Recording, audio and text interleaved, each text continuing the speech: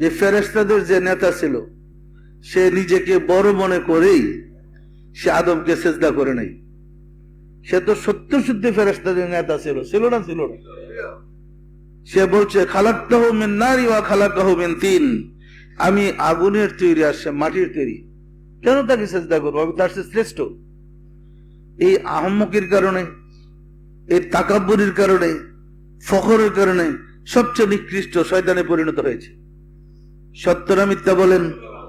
আর সে যদি সেজদা করতো শয়তান হইতো নাকি? সম্মানিত আশিকে রাসূলের, আল্লাহ প্রমাণ করেছেন, এই যে দেখো, আমিত্ব যারা করে হেরেই শয়তান। আর যে আমিত্বরে বিসর্জন দিতে পেরেছে সে আমার প্রতিনিধি। সৃষ্টির মধ্যে দুইটা সম্প্রদায়, একটা শয়তানের প্রতিনিধি, একটা আল্লাহর প্রতিনিধি। যে আমিত্বকে বিসর্জন দিতে পেরেছে সে আল্লাহর প্রতিনিধি, আর যে আমিত্বকে বিসর্জন দিতে পারে না সে শয়তানের প্রতিনিধি।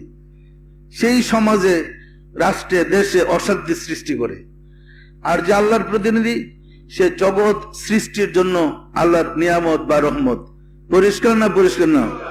আসুন রাব্বুল আলামিনের সাহায্য চাই, তিনি যেন দয়া করে সিরাতুল মুস্তাকিম আমাদের জন্য সহজ করে দেন।